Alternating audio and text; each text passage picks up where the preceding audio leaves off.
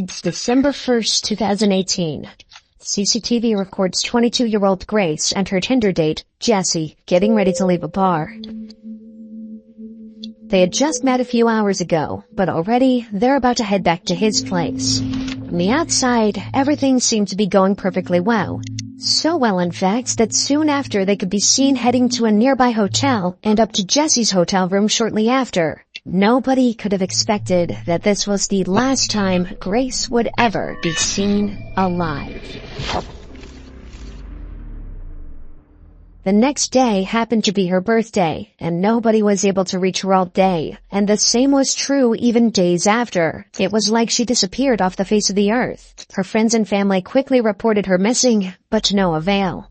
Meanwhile, Jesse was recorded on CCTV out and about, going up and down the elevator, carrying cleaning supplies, and what appeared to be a suitcase. A suitcase with contents that would shock everyone to the core. And what's even worse, the killer had another date lined up. And if the cops don't intervene and arrest him quickly, this girl, as well as countless others, could fall victim to this very same man. Tell me what happened last Saturday. From the beginning? Yeah. At 5:37 p.m. on December 1st, 2018, Grace, who just finished a backpacking journey from England to New Zealand, leaves her hostel to meet Jesse. Meanwhile, Jesse is having pre-date drinks at a local bar, downing several beers before the date begins. In fact, as he leaves the bar, you can still see at least 4 empty bottles sitting on the table. They meet in a popular spot where there's plenty of people, making Grace feel safe while she meets her date for the first time. But this will be a false sense of security, as Jesse has no plans to try anything untoward in public. He's going to wait until they're alone. Suspecting nothing, Grace accompanies Jesse to a bar where they drink together for over an hour before they head for a Mexican bar at 7:15 for more drinks. And yet another bar named Bluestone Room around 8:30 p.m. This will be where Jesse tries his luck and sees if he can get a little closer to Grace. At 8:54, they share their first kiss. This is when Jesse takes a trip to the bathroom and where Grace sends her very last message to anyone, telling her friends that it's going amazingly well and that she just clicks with him so well.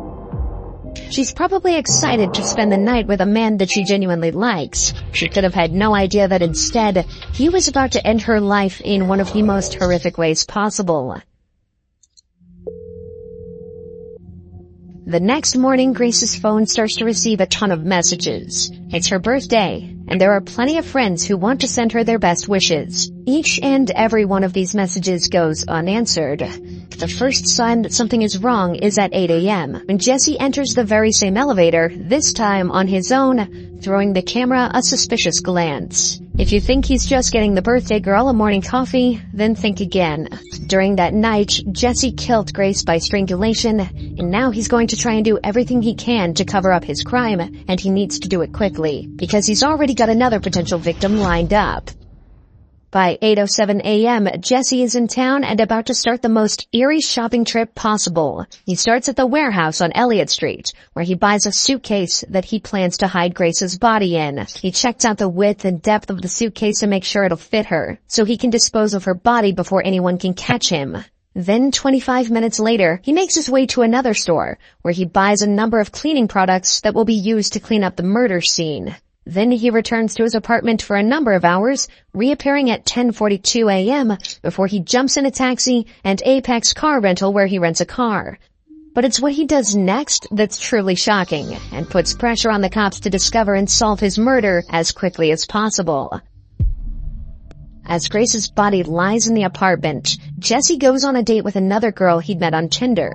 Given that he has all the equipment ready to hide one body, it's speculated that he planned this to be his second victim of the day. As he arrives at the bar, Jesse is wearing exactly the same clothing that he wore the night before, possibly the same clothes that he wore when he killed Grace. We're not sure whether Kempson was as pushy in his initial messages to this girl, but what we do know is that the conversation he struck up with her during the date not only brought up some major red flags, it downright terrified her. Allegedly, he wanted to talk to her about where to hide a dead body from the police. Right away, the date is over, and this girl's instincts may have just saved her life. It's hard to imagine the horror that she would have felt when she learned the truth about the man she just walked away from, certain that he likely had the same fate lined up for her as he did with Grace. At 8:56 p.m., we can see Jesse carrying a piece of equipment back to his apartment. More precisely, it's a carpet cleaner, and he's going to try and use that carpet cleaner to try and remove any trace of Grace's presence at his apartment. He's even got 2 bottles of cleaner in his hand, making sure he's got enough to get the job done. 30 minutes later, and we're greeted with the product of all his hard work. He's about to try and hide the body. He reappears in the elevator with a trolley carrying several luggage bags, one of which is the suitcase that he'd bought earlier that morning. It's way too heavy to carry, as inside is Grace's dead body. Of course, he can't walk through the streets with this amount of baggage, which is exactly why he hired the rental car. Minutes later, he's loading the rental car with all of the baggage, ready to make the next move in his attempt to cover up this murder, hiding the body in a place he thinks no one will find it. The next morning at 7 a.m., Jesse buys a shovel and heads back to his apartment, where he collects some clothing to take to the dry cleaners, destroying more potential evidence of his crime. But he's not done there, as he stops off at a random trash can, tossing a large trash bag inside. Then Jesse takes his rental car for a deep clean, paying particular attention to the rear of the vehicle, where he had stashed the suitcase containing Grace's body. And with that, his work was done. For the next 2 days, Grace's family and friends go through turmoil. Nobody has heard from her, she hasn't posted on any social media, and she isn't answering either of her 2 phones. Her family report her missing to Auckland police on December 5th. Grace's father, David, even flies to Auckland and makes a heartfelt appeal for his daughter's safe return. Grace has been listened to 7 times, and as a family we've been extremely concerned for her welfare. If anybody who's seen, spoken to, or come into contact with Grace, come forward and contact the investigation firm. With so much media coverage at the time, Jessie likely saw her father's appeal, and yet the family's pleas went unanswered. But Auckland police are about to use various methods to track Grace's last movements and find their main suspect in her disappearance. They're able to find out she was on a date with a mystery man, and after poring over hours of surveillance footage, they find the last person she was with, and track him back to his apartment. At 3 p.m. on December 5th, the cops turn up at the City Life Hotel, but they almost miss their man, as he eyes them in the lobby when he approaches the front door. Jesse thinks if he casually strolls away, he won't be noticed, but these eagle-eyed cops don't miss a trick and quickly apprehend him before he can make an escape. At this point, the smartest thing for Jesse to do is to own up to his crime, maybe try to play it off as an accident and face the consequences. But he's not going to do any such thing. In the interrogation room, he plans to lie his way out of this, but he's completely unaware that the cops have already seen every move from the night of the murder and have about as much evidence as they could possibly ask for. At the start of the interview, he has no reason to lie, as he's just recalling the events before the murder. Tell us about Grace.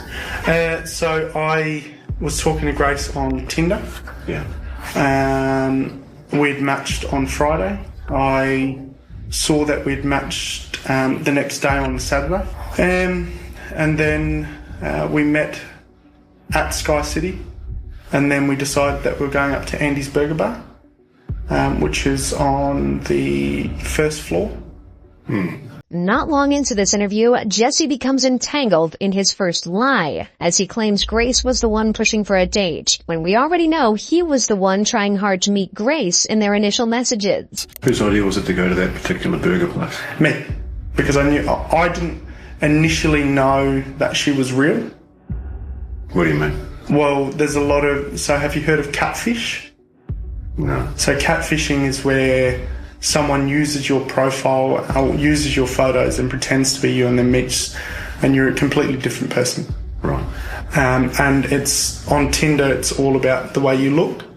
And so if they use more endearing photos, you're more likely to swipe for them. Okay. Yeah. How does meeting in a public place sort of protect you from meeting someone who's not as good looking as... Well, there's security there. So if she wasn't who she said she was, at least in my mind, I'd feel safe. When Jesse is confronted with evidence from surveillance cameras, he continues to lie, digging a hole for himself that he's going to struggle to escape from. No. I go down Victoria Street, straight down to the bottom, and then hang a left, and I head towards the viaduct. You go to the viaduct a bit? Yeah. Yeah. Yep. You've kind of walked in a bit of a funny direction if you were planning to go to the viaduct. Well, it's the direction I normally go. Yeah. It's I'm just sort of saying, like, if you were planning to go to the viaduct. I normally go down Queen Street and then cross at the bottom of Queen Street, go through the containers, Yeah. and then walk along the wharf. Yeah. Is there a particular reason you would kind of do that? I feel safer down that way.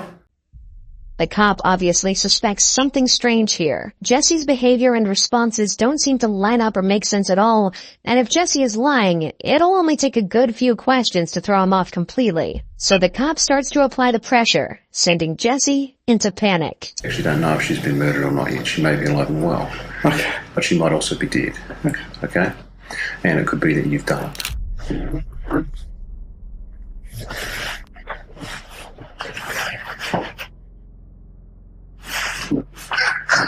Hey, I just want to ask a question. Am I being arrested for something I didn't do? You haven't been arrested, mate. Oh. No. Oh.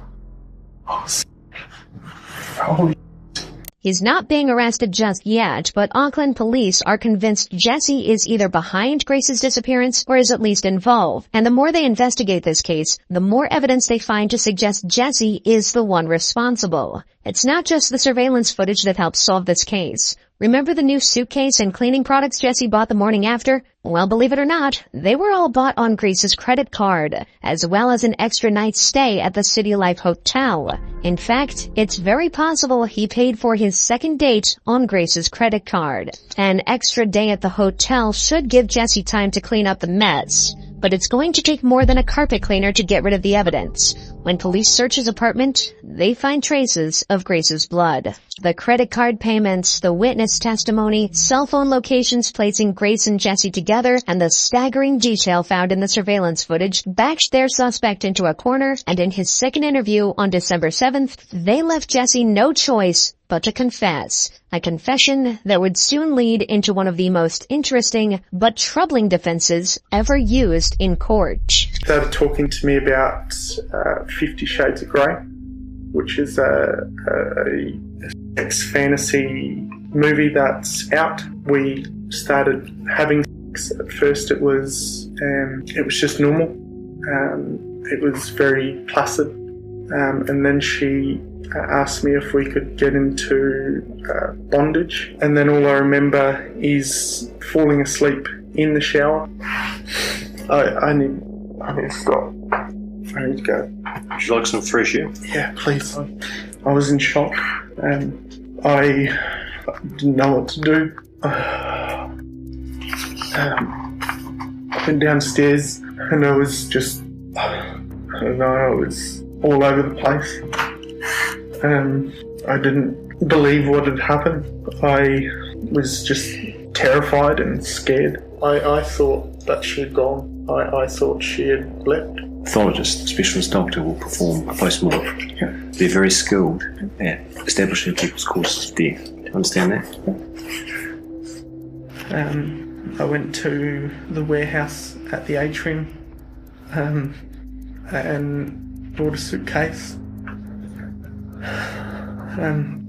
I went back and I was just in shock because it just didn't seem right.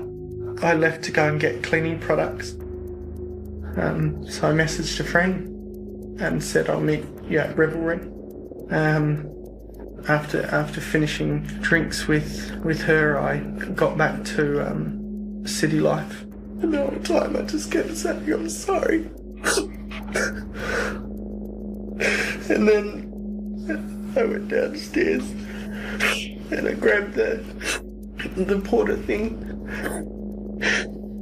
and I put the suitcase on top of the porter thing. I drove the hire car into Wilson's car park and parked it. I woke up the next day at about 5 a.m. and drove the car out to Cumu at first. I picked up a shovel from ITM at Cumu. I ended up driving towards the Waitakaries. I went into the bush, I dug a hole, I went and got the suitcase and I covered the hole, and then I drove. Where is her possessions? I threw them in the rubbish. Whereabouts? Albert Park rubbish. Right. So what items of her property have been disposed of in Albert Park? Everything. All of her clothing? Everything that was in the room. Whereabouts did you clean the car? The outside of the car? I think it was in Henderson. I don't know West very well. Okay. And what did you use to clean the car? A water blaster thing from a car cleaning place. Did she have any injuries? Not that I can remember. I was just panicking. Did you inflict any injuries on her that caused her to die? No. Did you kill Grace Mullane? Okay. And you're under arrest for the murder of Grace Mullane on or about the 2nd of December. Okay. You understand? Yep. Did you intend to cause her death? No. Are you ready to take us to where she is?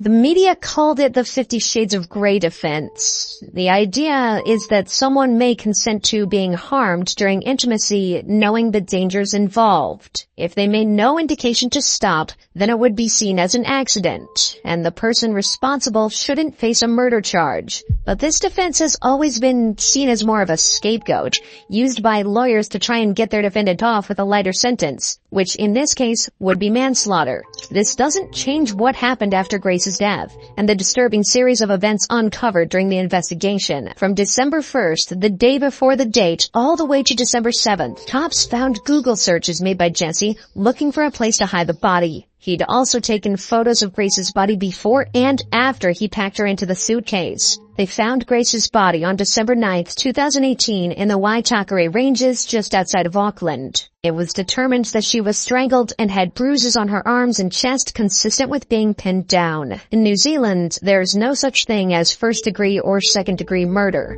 All charges are treated the same, carrying a life sentence. That meant there was no investigation into the premeditation. All that mattered was if Jesse killed her or not. It was that simple. Jesse maintained his innocence, but was eventually found guilty.